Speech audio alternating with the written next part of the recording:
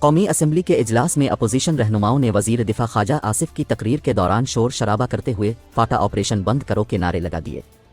Deputy speaker سید غلام مصطفیٰ شاہ کی زیر صدارت قومی اسمبلی کا اجلاس ہوا۔ اجلاس میں اپوزیشن ارکان نے اسپیکر ڈائس کا گھیراؤ کیا، جس میں JUI کے ارکان بھی شریک تھے۔ رہنماؤں نے ہمیں چاہیے کے نعرے بھی لگائے۔ وزیر دفاع خواجہ آصف نے شور شرابے کے درمیان اپنی تقریر جاری رکھتے ہوئے کہا کہ پاکستان میں اقلیتوں کے خلاف بڑھتے ہوئے حملے ہمارے لیے باعث شرمندگی ہیں، اس پر سب کا اتفاق رائے ہونا چاہیے۔ اپوزیشن کے شور شرابے کے باعث خواجہ آصف نے اپنی تقریر روک دی۔ ڈپٹی اسپیکر قومی اسمبلی سید غلام مصطفیٰ شاہ نے کہا، خواجہ صاحب آپ اپنی تقریر جاری رکھیں۔ خواجہ صاحب اب بات کریں، آپ کا مائک کھلا ہے۔ خواجہ آصف نے کہا کہ یہ تو بلیک میلنگ ہو رہی ہے، یہ ہمیں گالیاں نکال رہے ہیں، ابھی کل والی گالی کا مسئلہ حل نہیں ہوا، یہ مزید گالیاں دے رہے ہیں۔ اپوزیشن گالی اور تشدد کی سیاست کرنا چاہتی ہے۔ پاکستان میں کوئی مذہبی اقلیت محفوظ نہیں، ہم مسلمانوں کے اندر جو چھوٹے فرقے ہیں وہ تک محفوظ نہیں۔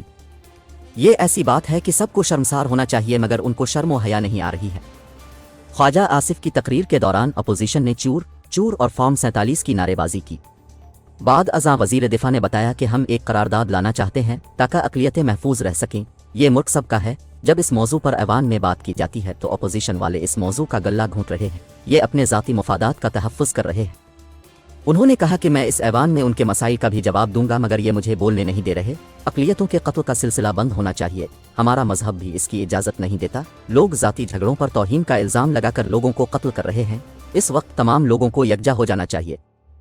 خواجہ آصف کا کہنا تھا کہ کل آپریشن عزم استحکام کی جو ایپکس کمیٹی نے اجازت دی تو سب کو پتہ کہ آرمی پبلک کے سانحے کے بعد ایپکس کمیٹی بنائی گئی، اس میں PTI بھی شامل تھی۔